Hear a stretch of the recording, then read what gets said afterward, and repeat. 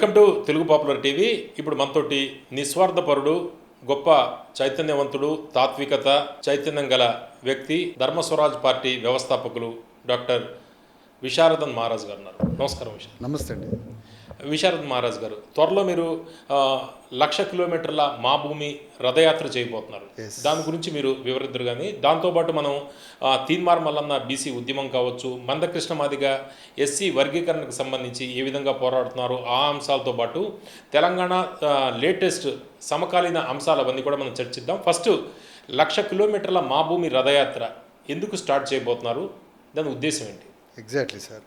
ఇప్పుడు తెలంగాణలో 2-3 రకాలుగా ఇక్కడ ప్రజలు చైతన్యం అచైతన్యం 2 రకాల మార్గాలు జరిగినాయి. ఆ రోజుల్లో తెలంగాణలో ఉన్న దుఃఖానికి, బానిస ప్రజల్ని విముక్తి చేయడానికి అనేక పోరాటాలు వచ్చినాయి. కానీ ఆ పోరాటాలకు నాయకత్వం వహించింది మొత్తం అగ్రవర్ణాల కారణంగా ఆనాడు బలైపోవడం జరిగింది. ఆ తర్వాత భారత రాజ్యాంగ ఫలాలని అందుకొని doctor Ambedkar, Jyotirao Phule, Kanshi Ram philosophical roots తెలంగాణలో కొంచెం వచ్చిన తర్వాత అప్పుడు మళ్ళీ రకరకాలుగా విడివిడిగా ముక్కలు ముక్కలుగా కుల సంఘాల పేరుతో లేదంటే అర్థం లేని గమ్యం లేని కొన్ని ఉద్యమాలతో అప్పటికి లక్ష్యం చేరలేకపోయారు. ఈ అన్నింటినీ చూసిన తర్వాత సమగ్రంగా తెలంగాణలో బీసీ ఎస్సీ ఎస్టీలకి స్పష్టమైన గమ్యాన్ని చూపిస్తూ ఒక రాజకీయ యుద్ధాన్ని చేయాలనే సంకల్పంతో మేము అనేక సామాజిక, సాంస్కృతిక, రాజకీయ ప్రత్యామ్నాయంగా ప్రజల్ని ఆర్గనైజ్ చేసి ధర్మ సమాజ్ పార్టీని స్థాపించిన విషయం మీకు తెలుసు. అంటే ఒక పెద్ద 10,000 కిలోమీటర్ల పాదయాత్ర అనంతరం పార్టీని పెట్టడం, వెంటనే ఎన్నికలు రావడం, ఎన్నికలు వచ్చిన తర్వాత ఇప్పుడు మళ్ళీ గవర్నమెంట్ ఫామ్ అయింది తెలంగాణలో కాంగ్రెస్ పార్టీ. ఇప్పుడు ఈ 3.5 సంవత్సరాలు మేము తెలంగాణలో ఒక భారీ 1,00,000 కిలోమీటర్ల మా భూమి పేరు మీద రథయాత్ర. ఆ మా భూమి రథయాత్రలో కూడా అంతర్గతంగా 10,000 కిలోమీటర్ల పాదయాత్ర కూడా ఉంటుంది. కానీ మేము దాన్ని పెద్ద గ్లోరిఫై చేయదలుచుకోలేదు.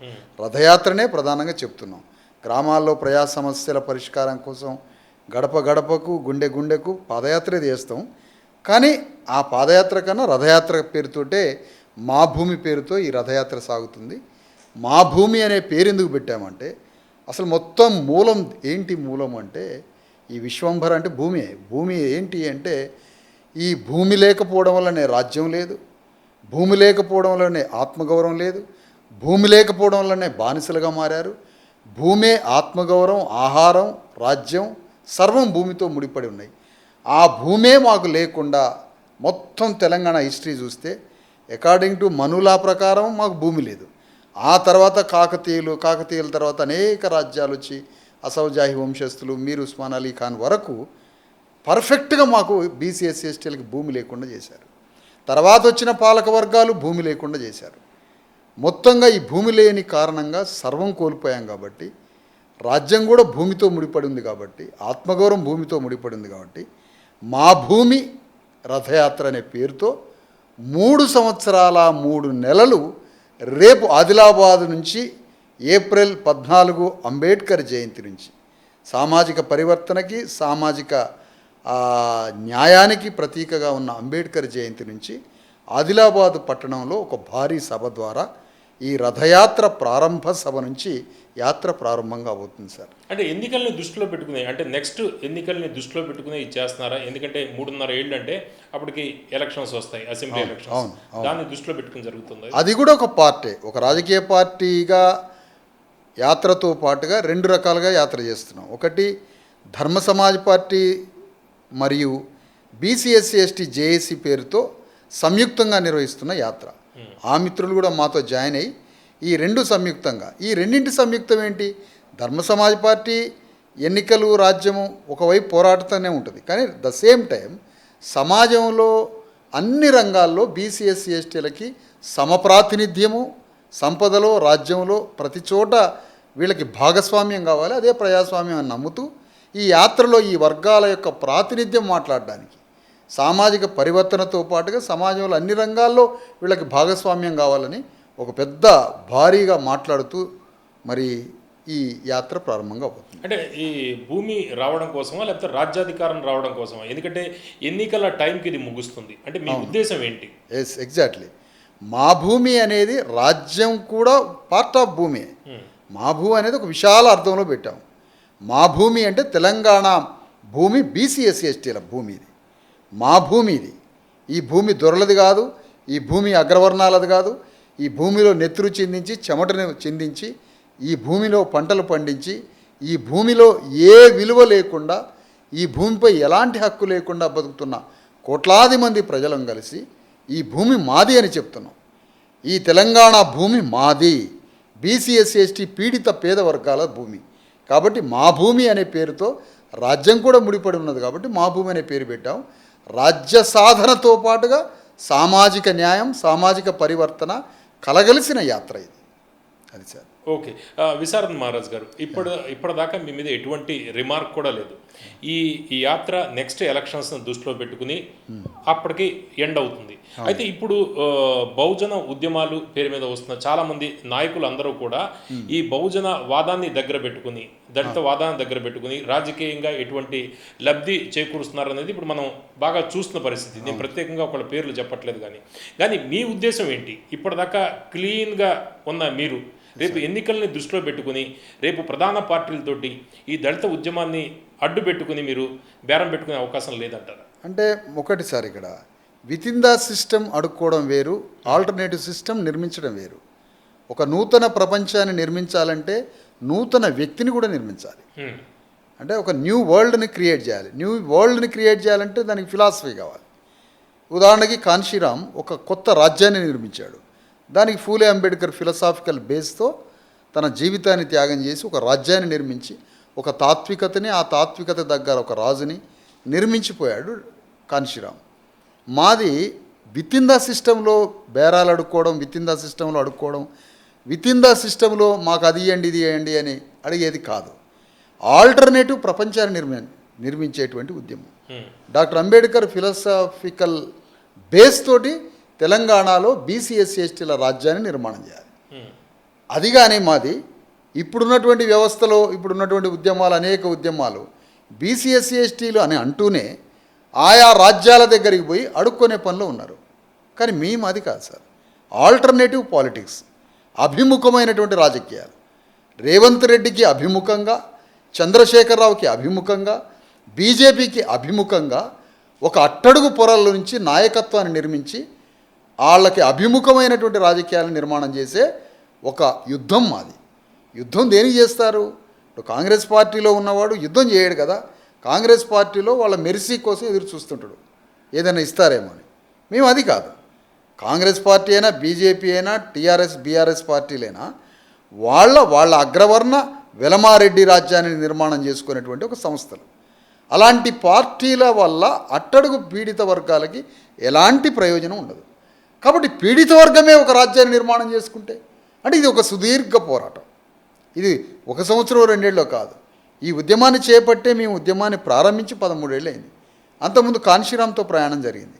అంటే ఈ ప్రయాణం యొక్క అంతిమ గమ్యం తెలంగాణలో యుగయుగాలుగా దుఃఖపడుతున్న ఈ పీడిత ప్రజల్ని ఒక భావజాలం కింద ఏకం చేసి వీళ్ళకే ఒక రాజ్యాన్ని నిర్మాణం చేసి ఆ రాజ్యానికి ఒక ప్రజాప్రభువుని తయారు చేసి ఈ రాజ్యాన్ని దక్షిణ భారతదేశానికి ఆదర్శంగా చూపించి హోల్ సౌత్ ఇండియాలో ఒక రాజ్యాన్ని నిర్మాణం చేసే ఒక సుదీర్ఘ ఆలోచన.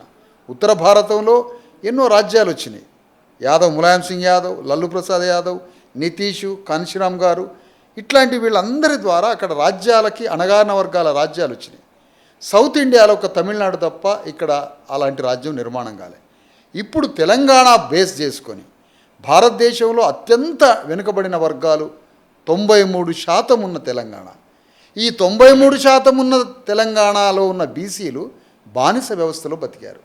అంటే ఇక్కడ ఉన్నటువంటి ప్రతి బీసీ ఎస్సీ ఎస్టీ కుటుంబం చిన్న 7 సంవత్సరాల పిల్లగాడిని రైతులకు అమ్ముకున్నారు. ఒక 100 బస్తాల వడ్లకో లేకపోతే ఒక సంవత్సరానికో 10 బస్తాల వడ్లకో అట్లా తిండి కోసం బిడ్డల్ని భూస్వాములకి బానిసలుగా మార్చుకున్నారు. అలాంటి ఇంత భయంకరమైనటువంటి తెలంగాణ పేదరికంలో ఈ ప్రజలకి రాజ్యం అందించాలి కదా, అది కదా అసలైన గమ్యం. అంటే విశారద్ మహారాజ్ గారు, ఇప్పుడు పీడిత వర్గాల రాజ్య స్థాపన అంటూ ఎవరికి వాళ్ళు వేరు వేరు కుంపట్లతోటి పార్టీలు కావచ్చు, సంఘాలు కావచ్చు, ఇలా విడిగా పెట్టుకోవడం వల్ల ఐక్యత ఎలా సాధిస్తారు మీరు? ఖచ్చితంగా ఒకటి జరుగుతుంది సార్, పీడిత వర్గాల ఐక్యత జరుగుతున్న క్రమంలోనే పాలక వర్గాలు వాళ్ళు కూడా కొన్ని ప్రతిఘాతుక విప్లవకారులా కనిపించే వ్యక్తులను తయారు చేస్తూ ఉంటారు. ఇది రాజ్యంలో సహజం. ఇది ఎందుకంటే ఒక విప్లవాన్ని సృష్టించేటప్పుడు మాలాగా మాట్లాడే వ్యక్తులు కొంతమందిని పాలక వర్గాలే తయారు చేసి మాలాంటి ఉద్యమాలని డైవర్షన్ అండ్ డైల్యూట్ చేయడానికి పంపిస్తూ ఉంటారు.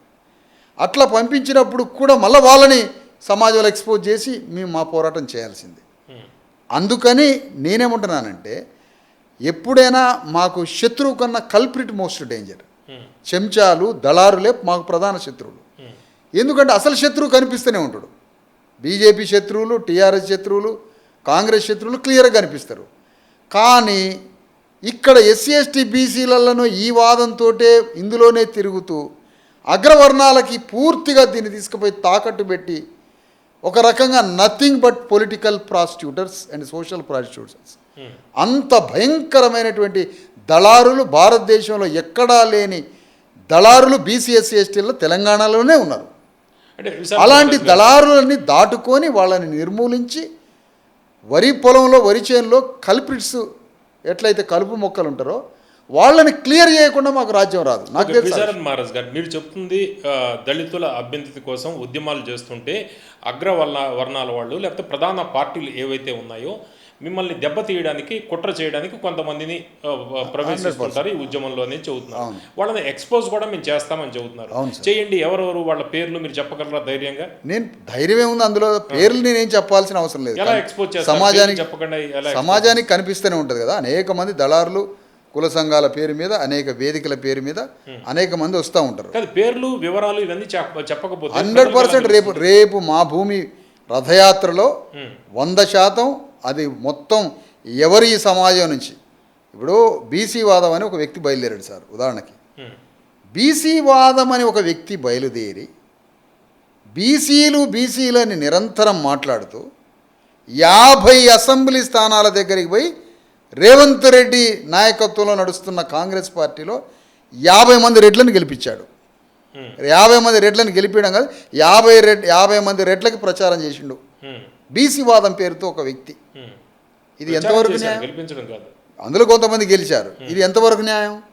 యశస్విని రెడ్డి అని 1000 కోట్ల రూపాయలకి 1000 ఎకరాలకి ప్రతినిధి అయిన ఒక రెడ్డి భూస్వామి బిడ్డ పాలకుర్తిలో.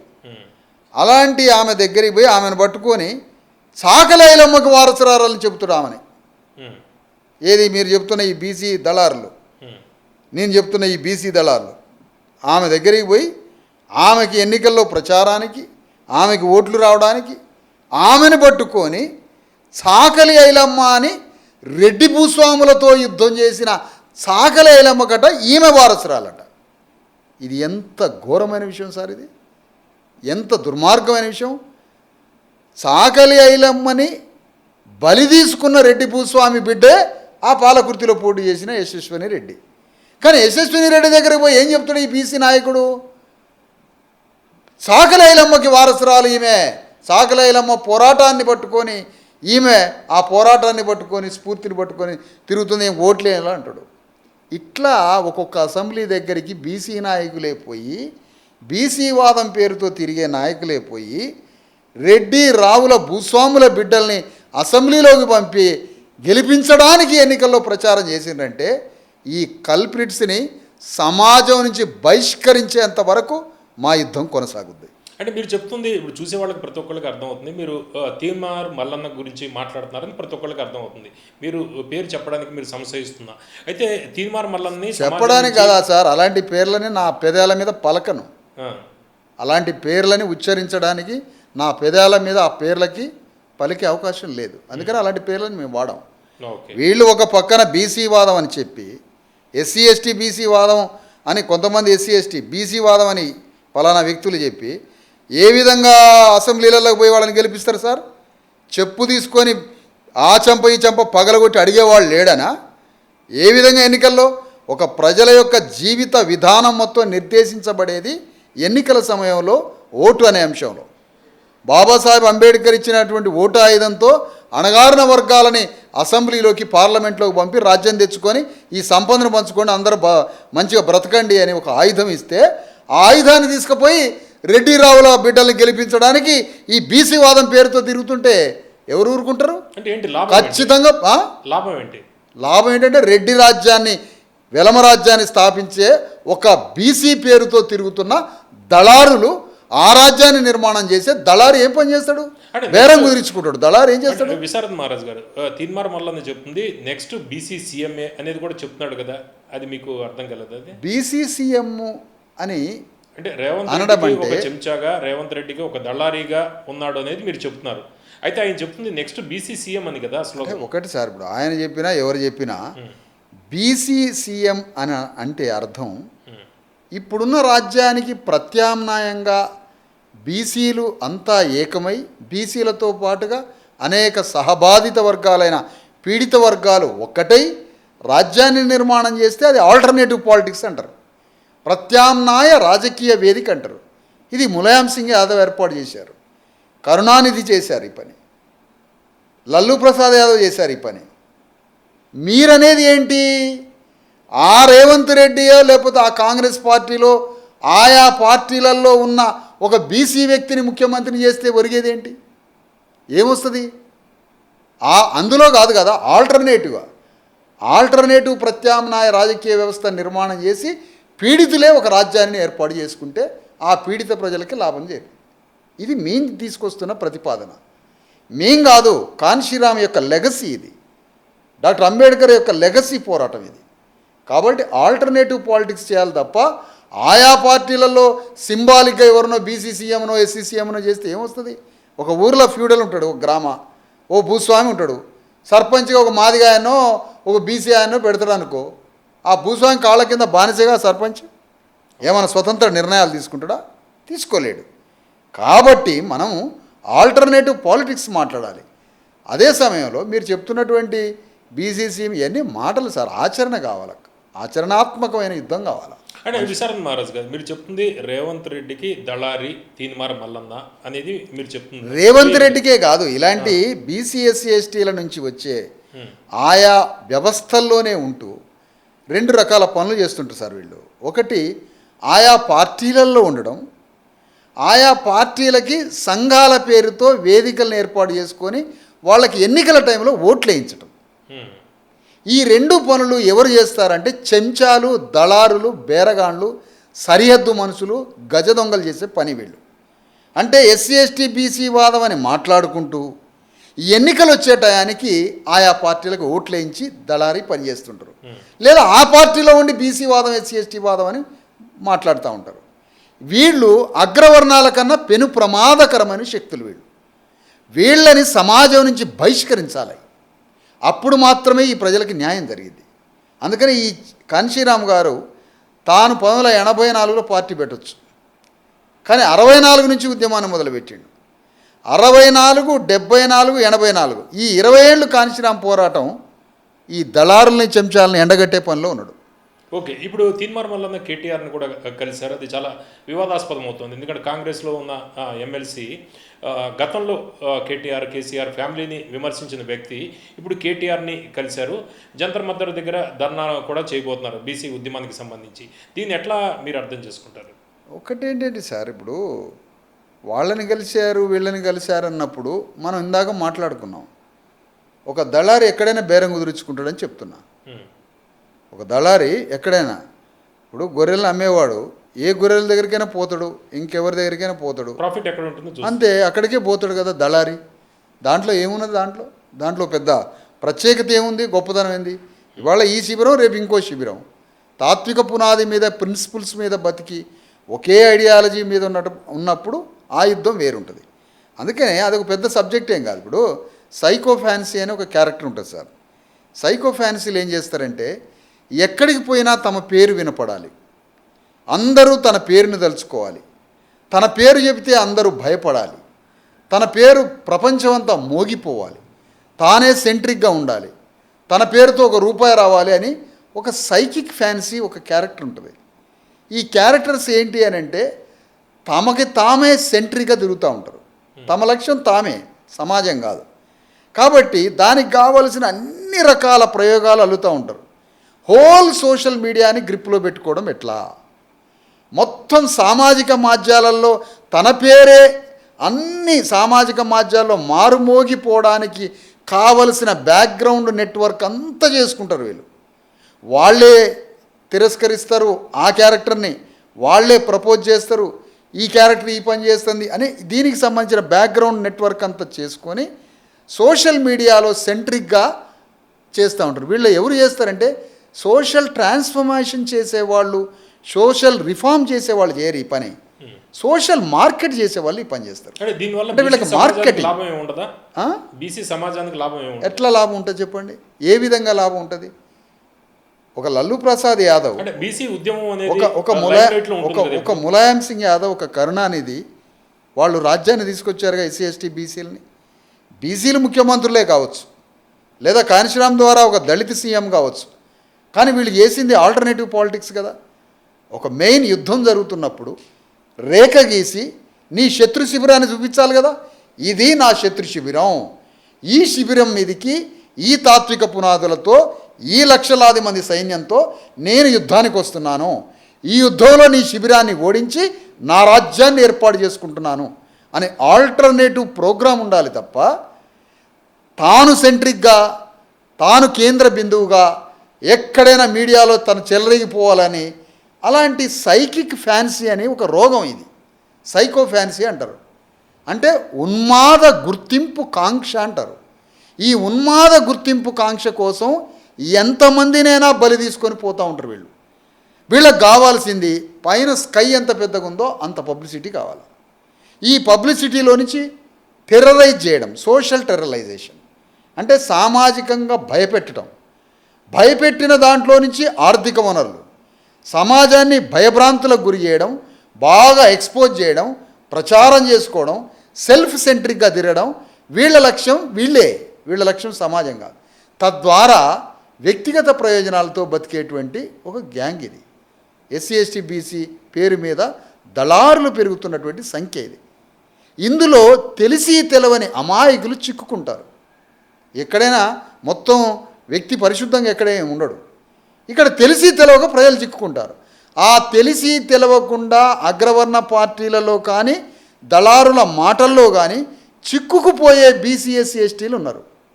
ఆ చిక్కుకుపోతున్న అమాయక బీసీ ఎస్సీ ఎస్టీలని బయటికి తీసి తెలంగాణలో BC SC ST rights and రాజ్యాధికార సాధన జేఏసీ అని ఒక జేఏసీని ఏర్పాటు చేసినాం. సింపుల్గా బీసీ ఎస్సీ ఎస్టీ జేఏసీ. ఈ జేఏసీ మన కొంతమంది మిత్రుల ద్వారా, మేము పార్టీ అయినప్పటికీ కొంత పార్టీని తర్వాత ఆర్గనైజ్ చేసుకున్నాం. పార్టీని తర్వాత నిర్మాణం చేద్దాం. ఎన్నికలు వచ్చినప్పుడు మీకో పార్టీ ఉండొచ్చు, నాకో పార్టీ ఉండొచ్చు. కానీ బీసీ ఎస్సీ ఎస్టీల హక్కుల కోసం, హక్కులంటే ఎవరి దగ్గర మోకరియాల్సిన అవసరం లేదు. భారత రాజ్యాంగం ఇచ్చిన పట్టా కాగితాలు, రాజ్యాంగంలో మాకు హక్కులు పొందుపరచబడ్డాయి. ఆ హక్కుల్ని నెరవేర్చడం కోసం మీ యుద్ధాన్ని మోగించి బీసీ ఎస్సీ ఎస్టీలందరినీ కలుపుకొని ఒక వేదిక నిర్మాణం చేసి దాంతో యుద్ధం చేస్తాం. దీన్ని వాదం అంటారు సార్. దీన్ని మీరు ఇప్పటిదాకా ఒకే పేరు చెప్తున్నారు సార్. నేను మిమ్మల్ని కూడా నేను అడుగుతున్నాను. చిరంజీవులు గారు ఉన్నారు, ఐఏఎస్ ఆఫీసర్. ఆయన చాలా వెరీ హానెస్ట్, చాలా ప్రిన్సిపుల్డ్ మనిషి. జస్టిస్ ఈశ్వరయ్య గారు ఉన్నారు. బీసీ నాయకులు ఎంతోమంది ఉన్నారు. అలాంటి బీసీ జాజల శ్రీనివాస్ గౌడ్ గారు ఉన్నారు. ఇంకా ఇప్పుడు వస్తున్న చిరంజీవి గారు, ఈశ్వరయ్య గారు, ఇట్లా రకరకాలుగా ఇంటలెక్చువల్గా సమాజానికి ఎంతో ఆల్టర్నేటివ్ ప్రోగ్రామ్ ఇచ్చారు. చిరంజీవి గారు దాదాపు 7-8 నెలల నుంచి బయలుదేరారు. ఎంతో వారి ద్వారా ఎప్పుడైనా ఒక వ్యక్తి తీసుకొస్తున్న ఉద్యమం గంభీరంగా ఉంటుంది, సంచలనాత్మకంగా, టెరిఫిక్గా అట్లేం కనిపించకపోవచ్చు. కానీ చిరంజీవి గారు తీసుకొస్తున్న భావజాల వ్యాప్తి, ఈశ్వరయ్య గారు తీసుకొస్తున్న భావజాల వ్యాప్తి, వాళ్ళు తీసుకొస్తున్న ప్రతిపాదనలు ఏవైతే ఉన్నాయో దానికి ప్రభుత్వం ఆలోచించింది, భయపడుతున్నది, చేయాలి, ఈ కార్యక్రమాలు చేయాలి అని. అలాంటి బీసీ నాయకులు ఉన్నారు కదా, వాళ్ళది బీసీ వాదం. మీరు ఇందాక నుంచి చెప్తున్నది ఆ వ్యక్తిది బీసీ జూదం, వీళ్ళది బీసీ వాదం. మీరు ఇందాక నుంచి చెప్తున్న వ్యక్తిది బీసీ జూదం, అతనిది మార్కెట్, వీళ్ళది సమాజం. వీళ్ళకి సమాజం కన్న తల్లి.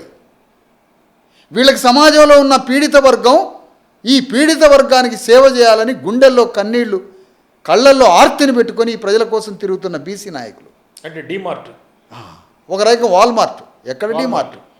డీమార్ట్ అంటే చిన్న షెడ్ కదా. వాల్మార్ట్ అంటే 5-6 షిప్పులు అయ్యి, మళ్ళీ వాల్మార్ట్ 5-6 షిప్పులు కలిస్తే అది వాల్మార్ట్. ఇక్కడ విషయం ఏంటంటే వాల్మార్ట్ వాడిది నాది వ్యాపారం అని చెప్తాడు. కానీ ఇక్కడ బీసీలలో జరిగేది, ఎస్సీ ఎస్టీ అణగారిన పీడిత వర్గాల్లో జరుగుతున్నది ఏంటి? ఇక్కడ 5 సంవత్సరాలు బీసీ వాదం అనడం, ఎన్నికలు రాగానే రెడ్డి కాంగ్రెస్లో, వెలమ టీఆర్ఎస్లో, బనియా బ్రాహ్మణ బీజేపీలో ఎట్లా చేరతారని అడుగుతున్నా నేను. 5 ఏళ్ళు 4 సంవత్సరాల 11 నెలల 30 రోజులు బీసీ ఎస్సీ ఎస్టీ వాదం అని చెప్పి ఎన్నికలు కాగానే అందులోకి పోయి కసాయివాడు గొర్రెల్ని బలి తీసుకున్నట్టుగా, ఒక కసాయివాడు, ఒక కటిక అనట్లేదు, ఒక కసాయి, 6 కటికలు క్షమించాలి, ఒక కసాయివాడు గొర్రెల్ని బలి తీసుకున్నట్టుగా 5 ఏళ్ళు బీసీ వాదం అని వాటికి గడ్డిచ్చి మేపి తీసుకుపోయి రెడ్డి కత్తికో, వెలమ కత్తికో, బ్రాహ్మణ బనియా ఖడ్గానికో ఈ అమాయక బీసీ ఎస్సీ ఎస్టీ కోట్లాది మంది ప్రజల్ని బలి చేయడం ఏ విధంగా సార్? ఇది బీహార్లో జరిగిందా? ఇది కేరళలో, తమిళనాడులో జరుగుతుందా? ఇది బీహార్లో ఒక కరపత్రం వేసుకొని ఆ కరపత్రాన్ని దైవంగా భావించి అణగారిన వర్గాలను ఆర్గనైజ్ చేసుకొని బోరింగ్ కింద స్నానం చేసేటోడు కూడా ఎంపీలు అవుతారు ఆడ, ఎస్సీ ఎస్టీలు బీసీలు. గయా నుంచి, చిన్న నియోజకవర్గాల నుంచి. ఓటుకి ఇక్కడ అమ్ముడుపోయే రేటు ఎందుకు వస్తుంది? ఇక్కడ ఎందుకు అమ్ముడుపోయే రేటు వస్తుంది? ఈ దళారుల వల్ల.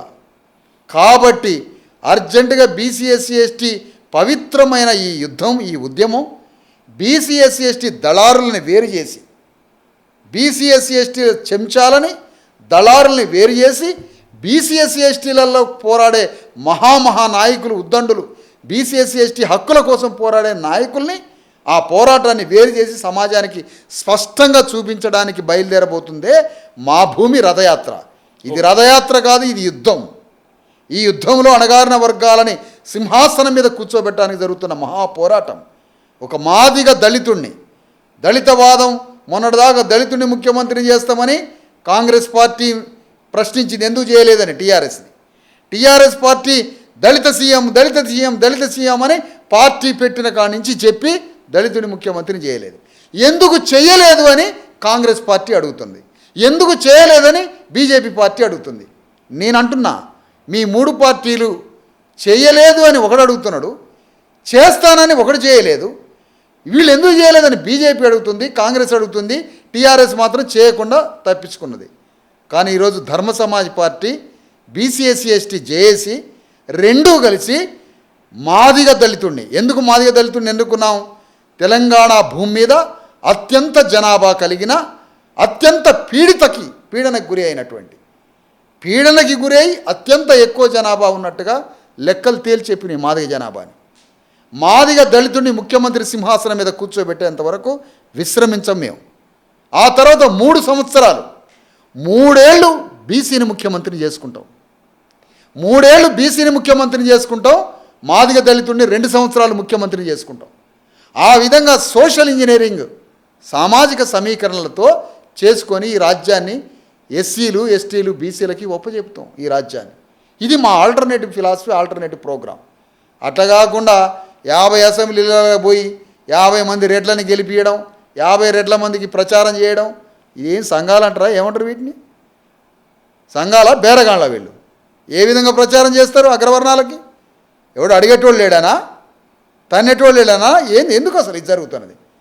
మనం సరే, ఒకరు ఒక అమాయకుడు ఉంటాడు, ఆయనకి బీసీ వాదం తెలియదు, ఎస్సీ ఎస్టీ వాదం తెలియదు. అమాయక ఆ దళితుడో ఆ బీసీఓ పోయి అగ్రవర్ణ పార్టీలో పనిచేస్తాడు, ఓటేసుకుంటాడు, వాంతో ఏ ఇబ్బంది లేదు.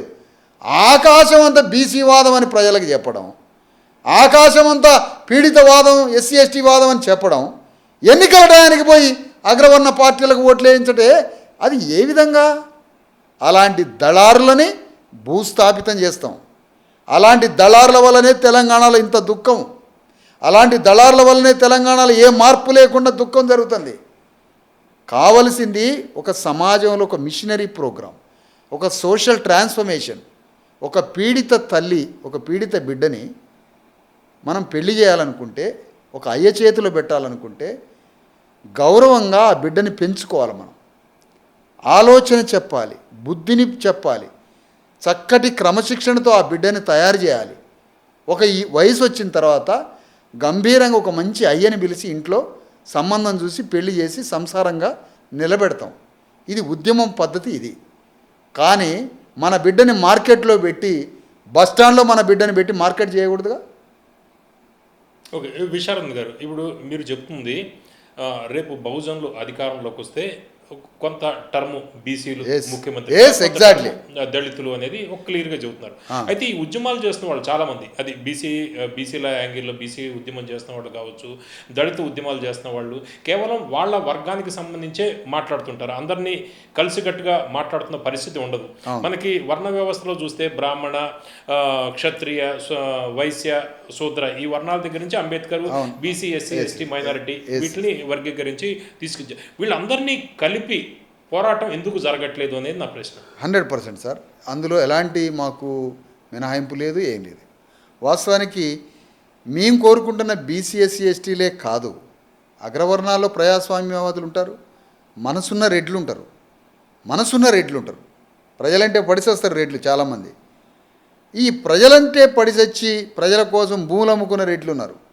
ప్రజల కోసం పంటలు అమ్ముకొని, తెగనమ్ముకొని, కటిక దరిద్రంలో ఉన్న ఊర్లని సంవత్సరాలు సాధిన రెడ్లు ఉన్నారు.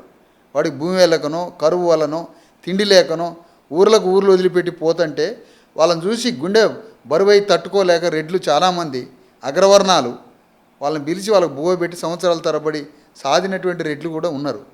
వీళ్ళు ఎక్కడ చెడిపోయారంటే అసలైన పెద్ద రెడ్లు ఉన్నారు, భూస్వామి రెడ్లు ఉన్నారు. వాళ్ళ రాజకీయ షోకుతో రాజకీయ వ్యాపారం చేస్తూ ప్రజల్ని బలి చేసి భయంకరమైన రాజకీయ వ్యవస్థతో పబ్బం గడుపుకున్న పెద్ద రెడ్లు ఉన్నారు కదా, వాళ్ళని చూసి మనసున్న రెడ్లు కూడా మమ్మల్ని వదిలిపెట్టి మమ్మల్ని బలి చేసుకుంటూ తిరుగుతారు. నేను అడుగుతుంది అది కాదండి, నేను అనేది ఏంటంటే మీరన్న కాడికి వస్తాను. నేను అడుగుతుంది, బీసీల కోసమే పోరాడుతున్నారు, ఎస్సీల కోసమే పోరాడుతున్నారు, మైనారిటీలు వాళ్ళు ఒక వర్గాన్నిలాగా ఏర్పాటు చేసుకుంటున్నారు. ఈ అణగారిన ఈ బహుజన అందరూ కలిసి వాళ్ళు ఒక రాజ్యాధికారం కోసం ఎందుకు పోరాడట్లేదు? ఈ వైషమ్యాలు, ఈ డిఫరెన్సెస్. అందుకని సార్ ఇప్పుడు మేము ఈ వేదిక నుంచి ఎగ్జాక్ట్లీ మీరు అన్న ప్రశ్నకి సమాధానం ఏంటంటే, ఈ సమాజం మారాలి అని అంటే తప్పకుండా పీడిత వర్గం అంతా ఏకం కావాలి.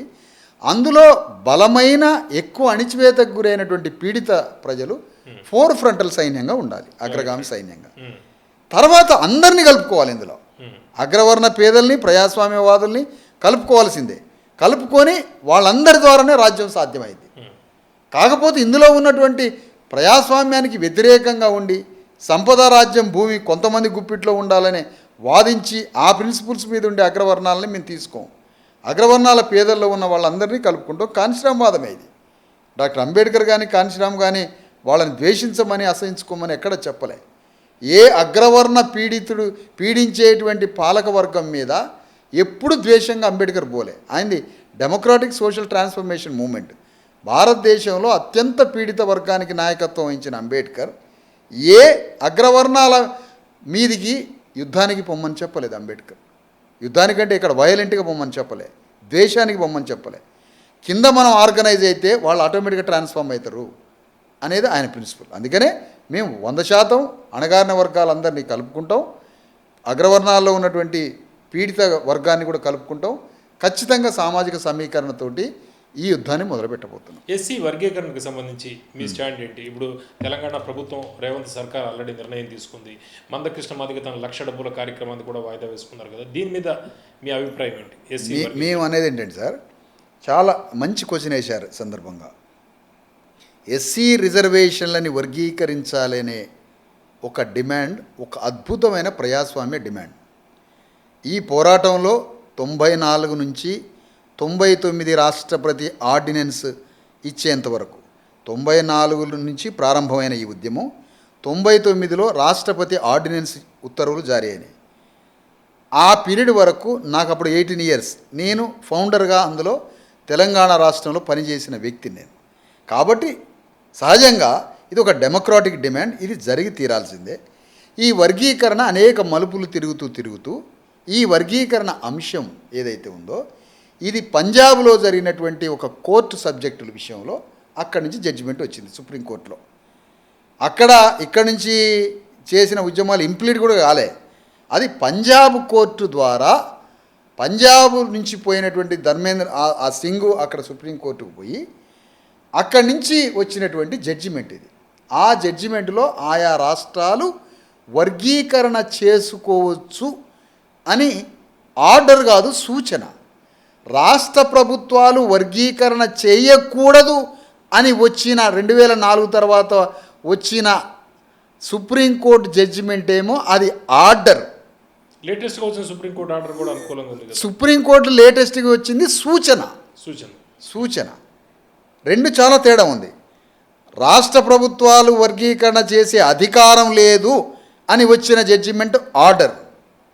మొన్న సుప్రీంకోర్టు రాష్ట్ర ప్రభుత్వాలు ఎంపిరికల్ డేటాతోటి మీ ఆయా రాష్ట్రాల ప్రభుత్వాలు అక్కడ ఉన్నటువంటి రాష్ట్ర ప్రభుత్వాలు మీరు వర్గీకరణ చేయవచ్చు. రాష్ట్ర ప్రభుత్వం మీ దగ్గర ఉన్న అథెంటిక్ డేటా సమాచారము ఎంపిరికల్ డేటాలు వీటన్నింటితో శాస్త్రీయబద్ధంగా చేసుకోవచ్చు.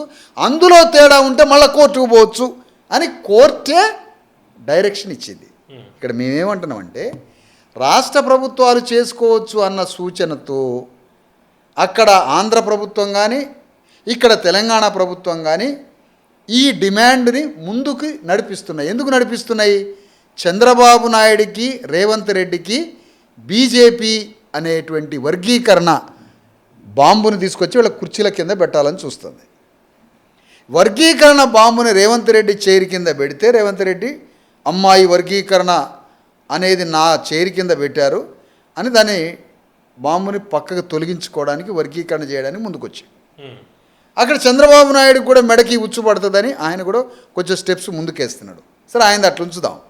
తెలంగాణలో వర్గీకరణ చేయడానికి సమగ్రంగా తన పరిధిలో రేవంత్ రెడ్డి దాన్ని అధ్యయనం చేసి ఒక షమీమ్ అఖ్తర్ ఏకసభ్య కమిషన్తో సమగ్రంగానే లాజికల్గానే రిపోర్టు తెప్పించుకొని దాని మీద వర్గీకరణలో 9% మాదిగలకి ఇట్లా డిస్ట్రిబ్యూషన్ చేసి వర్గీకరణ చట్టం ఈరోజు అసెంబ్లీలో పాస్ కాబోతుంది. ఈ విషయంలో తెలంగాణ ప్రభుత్వం బీజేపీకి భయపడో ఇంకో దానికి భయపడో మొత్తానికి వర్గీకరణ ఎస్సీ రిజర్వేషన్ల వర్గీకరణ చట్టాన్ని ఈరోజు అసెంబ్లీ ఆమోదించబడుతుంది. ఇంతవరకు సంతోషం. ఇప్పుడు బాల్ బీజేపీ కోర్టులోకి వెళ్తుంది, ఇప్పుడు కేంద్రం కోర్టు. అయితే ఇక్కడ ఈ చట్టం అమలవుతుంది, నేను కాదనట్లేదు. కానీ ఏనాటికైనా ఈ చట్టం మీద ఎప్పటికైనా శాశ్వత రక్షణ పార్లమెంటే. పార్లమెంటు ద్వారా మాత్రమే ఎస్సీ వర్గీకరణకి శాశ్వత పరిష్కారము, శాశ్వత చట్ట రక్షణ పార్లమెంటు నుంచి చట్టం రావాలి. రాష్ట్ర ప్రభుత్వం ద్వారా చట్టం చేస్తున్నారు. ఇది కొంతకాలం వరకు ఉపశమనం, కొంత వాళ్ళ కాలం వరకు ఇది బాగానే ఉంటుంది. కానీ రేపు ఈ ఎంపిరికల్ డేటాలు, ఈ జనాభాల డేటాలతో మారుతున్న రాజకీయ పరిస్థితులు, మారుతున్న దేశ కాలమాన రాజకీయ పరిస్థితుల్లో మళ్ళీ సుప్రీంకోర్టుకు రాష్ట్ర కోర్టుల నుంచి సుప్రీంకోర్టుకు పోయి అక్కడి నుంచి కొట్టుడు తీసుకొని వస్తే, కాబట్టి ప్రస్తుతం రాష్ట్ర ప్రభుత్వం చేయడం అభినందన విషయమే. రాష్ట్ర ప్రభుత్వ పరిధిలో బాగానే జరిగింది. కానీ జరగాల్సింది మాత్రం ఇది పార్లమెంటులో శాశ్వతంగా తిరిగి రక్షణ కవచం పార్లమెంటు. అంటే బీజేపీయే వర్గీకరణ తన పార్లమెంటులో నాయకుడు ప్రధానమంత్రి మోడీ పార్లమెంటు వేదికగా ఆయా రాష్ట్రాలలో చేసుకోవచ్చు అనే సూచన కాకుండా పార్లమెంటులోనే ఈ వర్గీకరణ బిల్లుని అక్కడ చట్టరూపం తీసుకొస్తే అప్పుడు యూపీఎస్సీ ఉంది సార్. రాష్ట్ర ప్రభుత్వంలో వర్గీకరణ జరిగితే యూపీఎస్సీలో రిజర్వేషన్స్ వస్తాయా సార్? మీరు చెప్పండి. కేంద్ర సర్వీసుల్లో వస్తాయా సార్? కేంద్ర సర్వీసుల్లో రావు, సెంట్రల్ యూనివర్సిటీస్లో రావు. యూపీఎస్సీలో మరి సర్వీసుల్లో వస్తాయా? ఐఏఎస్, ఐపీఎస్, ఐఎఫ్ఎస్, ఐఆర్ఎస్ సర్వీసులలో వర్గీకరణ అమలవుతుందా? టోటల్ బ్యూరోక్రసీలో టాపెస్ట్ ఇండియాని రూల్ చేసేది సివిల్ సర్వీసెస్ యూపీఎస్సీ. మరి యూపీఎస్సీలో వర్గీకరణ జరగాలంటే పార్లమెంట్లో వర్గీకరణ ఆమోదం జరగాలి. కేంద్ర సర్వీసులో జరగాలంటే పార్లమెంట్లో వర్గీకరణ జరగాలి. సెంట్రల్ యూనివర్సిటీ సర్వీసులో జరగాలంటే పార్లమెంట్లో వర్గీకరణ జరగాలి. చట్టసభల్లో వర్గీకరణ జరగాలంటే పార్లమెంట్ సభ్యులు ఎస్సీలకు ఇస్తారు, అసెంబ్లీ ఎస్సీలకు ఇస్తారు. అసెంబ్లీ ఎమ్మెల్యేలు, పార్లమెంటు సీట్లు ఎమ్మెల్సీ సీట్లల్లో ఎస్సీ వర్గీకరణ జరిగి ఇవ్వాలి కదా, మాదిగలకు కొన్ని సీట్లు మాల. అది జరగాలంటే పార్లమెంట్లో వర్గీకరణ జరగాలి. పార్లమెంటులో వర్గీకరణ చట్టం వచ్చినప్పుడు మాత్రమే అసలైన ఐఏఎస్లలో, ఐపీఎస్లలో, ఐఏఎఫ్ఎస్లలో వర్గీకరణ చట్టం అమలై అక్కడ 10 ఉంటే ఆ 10లో మనకి ఎంత వాటా రావాలి, మాదిగలకి అంత వస్తుంది. కానీ ఇక్కడ పార్లమెంటు నుంచి తప్పించుకున్నది బీజేపీ. అంటే చాలా రాష్ట్రాల్లో వర్గీకరణ అనేది సమస్య కాదు కదా, దాని గురించి పెద్దగా ఎవరు మాట్లాడలేదు. ఆయా రాష్ట్రాల్లో డిమాండ్ ఉంది. ఇప్పుడు పంజాబ్లో నాన్ చమార్స్ అక్కడ వర్గీకరణ కోరుతున్నారు, ఇక్కడ చమార్లు కోరుతున్నారు వర్గీకరణ, అక్కడ నాన్ చమార్లు కోరుతున్నారు. యూపీలో, పంజాబ్లో రాష్ట్రాల్లో నాన్ చమార్లు కోరుతున్నారు, అక్కడ వాల్మీకులు పోయినరు. ఇక్కడ వర్గీకరణ ఉద్యమం ఇక్కడ యాక్చువల్గా సార్ దీని పరిష్కారం అంతా అయింది ఇక్కడ పోరాటం ద్వారా కాదు, అక్కడ పంజాబ్ కోర్టు ద్వారా వచ్చిన సుప్రీంకోర్టు. ఫైనల్గా మేము ఏమంటున్నామంటే వర్గీకరణకి శాశ్వత పరిష్కారం, అంతిమ పరిష్కారం, శాశ్వత విముక్తి పార్లమెంట్ చట్టం మాత్రమే.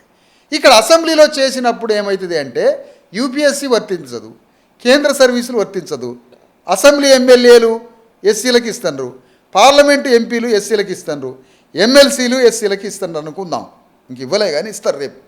ఇచ్చినప్పుడు ఇందులో వర్గీకరణ జరగాలి కదా.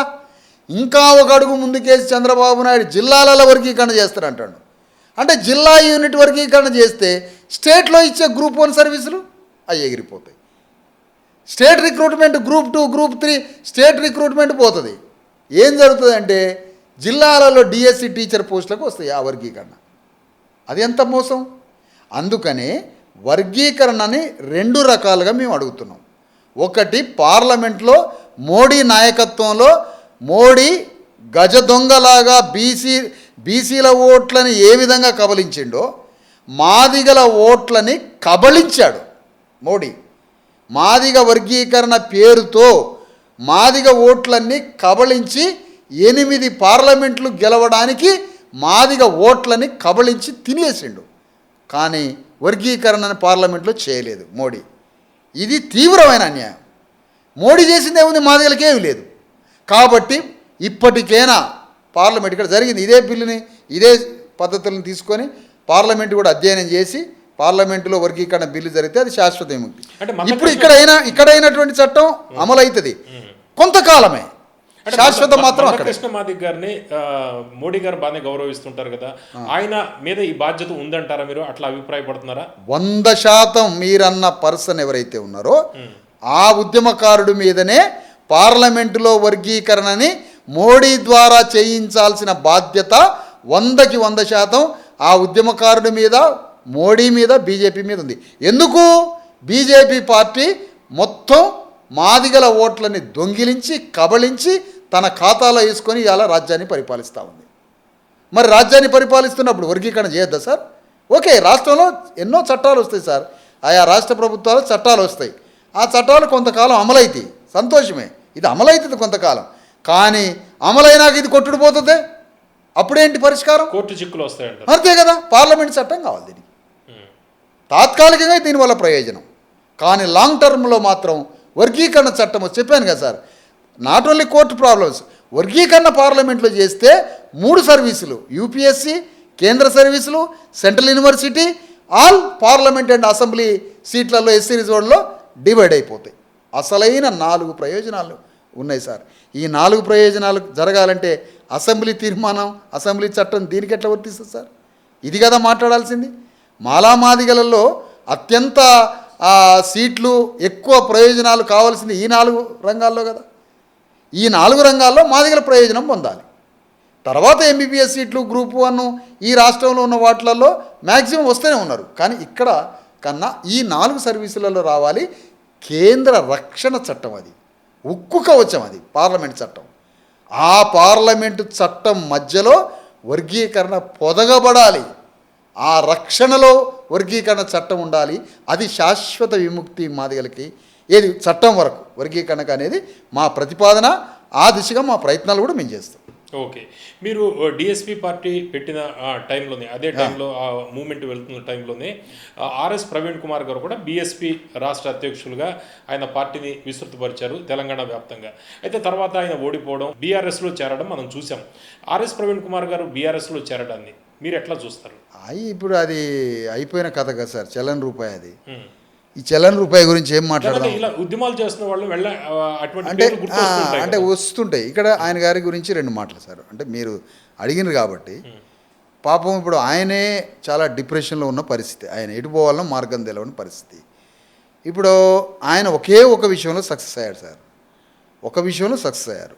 ఆయన సర్వీసుల్లో ఉన్నప్పుడు నాకు తెలియదు, కానీ బయటకు వచ్చి ఉద్యమం మొదలుపెట్టినప్పుడు ఒక నిఖార్సైన బలమైన అణగారిన వర్గాలని, మాదిగలతో పాటుగా బీసీ వర్గాలని, అణగారిన వర్గాలను ఆర్గనైజ్ చేస్తూ ఉన్న మాలాంటి ఉద్యమాలని బయటికి రాకుండా, పైకి రాకుండా తన ఉక్కుపాదంతో అణిచివేసే ఒక పెద్ద కుట్ర ద్వారా మమ్మల్ని అణిచివేయడానికి బాగా ప్రయత్నం చేసిండు. అందులో సక్సెస్ అయ్యాడు, అంతవరకు సక్సెస్ అయ్యాడు. ఆ తర్వాత ఇప్పుడు ఆయన పతనం అయిపోయాడు. ఆయన మళ్ళీ బీఆర్ఎస్ అనే దాంట్లో, ఆయన బీఆర్ఎస్లో పోవటం కాదు, బీఆర్ఎస్లోనే ఉన్నాడు. ఆయన ఉన్నదే బీఆర్ఎస్లో, పోయింది ఎప్పుడు మీరు చెప్పండి? పోయిందని అంటున్నారు అందరూ. ఆయన ఉన్నదే బీఆర్ఎస్లో కదా. బీఎస్పీలో ఉన్నప్పుడు ఆయన బీఆర్ఎస్లో ఉన్నారు. బీఆర్ఎస్ఏ బీఎస్పీ ముసుగు వేసుకొని బీఎస్పీ రూపంలో బయటికి వచ్చి ఈ ఓట్లని చీల్చి కాంగ్రెస్కి మైనస్ చేసి బీఆర్ఎస్ని సింహాసనం మీద కూర్చోబెట్టడానికి ఆ ముసుగేసుకొని వచ్చిండు ఆయన. అంత తప్ప ఆయన బీఆర్ఎస్లోకి పోయిండని మీరు అంటారు, ఆయన ఉన్నాడని నేను అంటున్నా. ఆయన అందులోనే ఉన్నాడు, ఆ ముసుగుతో బయటకు వచ్చినాడు. అంటే పతనం, ఆర్ఎస్ ప్రవీణ్ కుమార్ పతనం అంటున్నారు కదా మీరు. ఆల్రెడీ బీఆర్ఎస్ యాక్టివ్గానే ఉంది కదా ఇప్పుడు తెలంగాణ రాజకీయాల్లో. కానీ నైతికంగా పతనమయ్యాడు కదా అతను.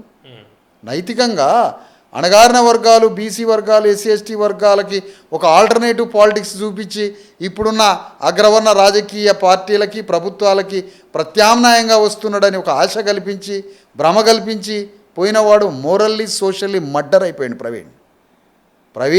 ఎన్నో హత్యలు చేసిండని అపవాదం ఉంది ఆయన మీద. కానీ చివరికి ప్రవీణే సామాజికంగా హత్యకి గురయ్యాడు. RS Praveen socially death, murder అయిపోయింది సోషల్.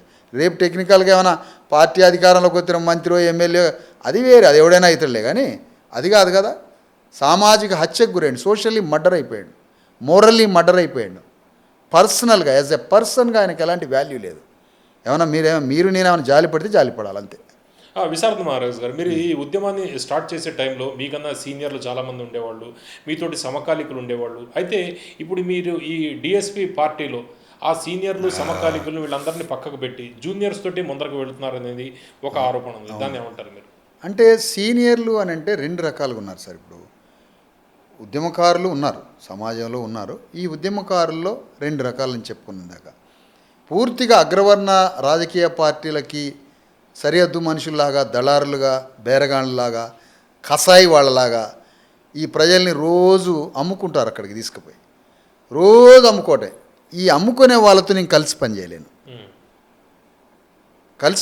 ఎప్పుడన్నా ఒకటి అరా వేదికల్లో తప్పక వాళ్ళని మీరు డిసైడ్ చేశారా, లేకపోతే మీ ఉద్యమంలో ఇతరులు చెప్పారా మీకు? నేను ఒకటి అడుగుతున్నాను సార్ మిమ్మల్ని, ఎస్సీలకి రాజ్యం కావాలి, బీసీలకి రాజ్యం కావాలి, అగ్రవర్ణాలు మనల్ని దోపిడీ చేస్తున్నారు, అగ్రవర్ణాలను మనల్ని బలి తీసుకుంటున్నారని 24 గంటలు వాగి ఆ వాగిన తర్వాత అదే అగ్రవర్ణాలకు ఓట్లు వేపిస్తే ఆ మనిషిని ఏమనాలా? అది అర్థం కదా సమాజానికి ఆ మనిషిని ఏమనుకోవాలి మనం? ఆ మనుషుల్ని ఏమనుకోవాలి? దళారులు, బేరగాళ్ళు, బ్రోకర్లు, సోషల్ పొలిటికల్ ప్రాసిక్యూటర్స్ అని అనుకోమా మనం? అలాంటి వ్యక్తులతో ఇంత నికార్సైన నిప్పు లాంటి ఉద్యమం ఏ విధంగా వాళ్ళతోటి పనిచేస్తుంది? వాళ్ళలో తప్పులు తెలుసుకొని తెలియని అమాయకులు ప్రజలు ఎవరైనా ఉంటే వాళ్ళతో జాయింట్ యాక్షన్ కమిటీ జట్టు కట్టబోతున్నాం. అలాంటి జట్టు కట్టి అలాంటి పోరాటం చేయబోతున్నాం. కానీ చాలా ఖర్చుతో కూడుకున్నది, మామూలుగా తిరగాలన్నా కూడా చాలా ఖర్చుతో కూడుకున్నది. మీకు ఎట్లా ఫండ్ ఇవన్నీ కష్టం కదా. ఇప్పుడు ఫండ్ అంటే బీసీ ఎస్సీ ఎస్టీల సమాజం ఒక కుటుంబం అనుకున్నప్పుడు ఆ కుటుంబ సభ్యులంతా తమ ప్రగతి కోసం కుటుంబ సభ్యులు తలా రూపాయి వేసుకోవాలి కదా సార్. ఏ విప్లవాలైనా అంతే కదా. అణగారిన వర్గాలు తలా రూపాయి వేసుకొని ఉద్యమించాల్సిందే. కాకపోతే రాజకీయాలు ఇక్కడ ఖరీదు రాజకీయాలుగా మార్చి, భయంకరమైన రాజకీయాలు ఖరీదు రాజకీయాలుగా మార్చినప్పుడు మేము ఏర్పాట్లు చేసుకునే మా ఏర్పాట్లు చాలా చిన్నగా కనిపించవచ్చు. కానీ మాకున్న ఆత్మవిశ్వాసం ఆర్థిక వనరుల వాళ్ళకి ఎంత ఉన్నా కూడా ఆత్మవిశ్వాసమే మాకు వేల కోట్ల ఆస్తితో సమానం. ఆత్మబలం, ఆత్మవిశ్వాసం. ఈ ఆత్మవిశ్వాసంతో ముందుకు పోతాం. చిన్న చిన్న సాధనాలతోటి పెద్ద పెద్ద సాధనాలను కూలగొడతాం. ఇవాళ మాకు చిన్న జీవుని రథంగా మార్చుకొని పోతున్నాం. అది హెలికాప్టర్లని బద్దలు కొట్టే రథం నాది. పైన తిరిగే హెలికాప్టర్లు ఉన్నాయి కదా సార్, ఈ మధ్య కొంతమంది బ్రోకర్గాన్లు కూడా హెలికాప్టర్ వేసుకొని తిరుగుతున్నారు పైన. కొంతమంది బ్రోకర్లు బీసీ వాదం అని, ఆ వాదం, ఎస్సీ ఎస్టీ వాదం అనుకోండి, హెలికాప్టర్లలో తిరుగుతున్నారు. ఆ హెలికాప్టర్లలో తిరిగేటువంటి ఆ హెలికాప్టర్లని బద్దలు కొట్టి ముక్కలు చేస్తాం నా చిన్న జీబు రథంతో. ఇది నా సంకల్పం. అంటే మామూలుగా జన సమీకరణని కోట్లాది రూపాయలు ఖర్చు పెడుతున్నారు కదా, ఒక 10,000 మందో లేకపోతే 1,00,000 మంది రావాలంటే కోట్లాది రూపాయలు ఖర్చు అవుతుంది. మీరు ఎటువంటి ఫండ్ లేకుండా మీరు నిస్వార్థంగా ఇప్పుడు మేము ఏ సభలు అయితే చూసారు మనం, మీరు గ్రాస్ రూట్ లెవెల్లో మీరు ఎక్కడికి వెళ్తున్నా కూడా నిస్వార్థంగా వెళ్తున్నారని ఒక ఫీడ్బ్యాక్ కూడా ఉంది. అయితే మీరు వాటికి పోటీగా మీరు చేయాలంటే ఎట్లా సాధ్యపడుతుంది అది? అదే సార్, ఇప్పుడు వాస్తవానికి వాళ్ళు చూపించే సినిమా ముందు వాళ్ళు చూపించే మల్టీ 3 డైమెన్షన్ సినిమా అది.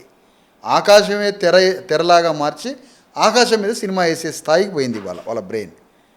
మేము తీసుకొస్తున్నటువంటి అంశం చిన్నదే కాగా అనిపిస్తుంది. కానీ ఎప్పుడైనా అబద్ధ ప్రపంచాన్ని కూల్చేది సత్యమే కదా సార్. అఫ్కోర్స్ అబద్ధం పరాకాష్ఠకి చేరుతుంది ఈరోజు. అసలు సత్యం ఉన్నదా, ప్రపంచంలో సత్యం ఉన్నదా, అసలు సబ్కాన్షియస్లోనే ఉన్నదా అన్న దగ్గరికి పోయింది ఈరోజు వరల్డ్. కానీ ఎంత పోయినా కూడా ఖచ్చితంగా ధర్మం గెలుస్తుంది ఏదో ఒకరోజు. అదే మానవుడు అంటే అర్థం. మానవుడు ఎందుకు ఇంత మానవ పరిణామ క్రమంలో ఒక మనిషిని పీక్క తిని భూగోళం ఎందుకు అంతం కాలేదు సార్? సోల్ ఉన్నది, బాడీ తప్పు చేసిన సోల్ ఉన్నది. ఆ సోలు మళ్ళా ఒక రాజ్యాన్ని ఇస్తూ ఉన్నది. ఆ సోల్ మళ్ళీ ఒక ప్రపంచాన్ని కడతా ఉన్నది. బయటికి బాడీ తప్పు చేసినా లోపల సోల్ ఇంకా బతికే ఉన్నది. కాబట్టి ఆ ఒక్క ఆత్మ కోసమే తిరుగుతున్నా సార్ నేను. ఓకే, అందుకని నాకు నమ్మకం ఉన్నది సార్. తప్పకుండా సమాజాన్ని కట్టి మీలాంటి పెద్దలకి ఏం చేయబోతున్నానో ఈ రాజ్యాన్ని నిర్మాణం చేసి, మీలాంటి సమాజ కాంక్ష కోరుకునేటువంటి మీలాంటి మీడియా రంగంలో ఉన్న రిఫార్మర్లకి నాలాంటి వాడు ఈ పని చేసి చూపించే బాధ్యత కూడా నా మీద ఉంది. మీలాంటి వాళ్ళని తృప్తిపరుస్తాను, సమాధానపరుస్తాను నేను. Okay, congratulation sir, all the best. ఎందుకంటే ఇప్పటిదాకా మీ మీద ఎటువంటి రిమార్కు లేదు, ఇలాగే ఎటువంటి రిమార్కు లేకుండా మీరు కొనసాగాలని. All the best. Thank you అండి. నమస్తే.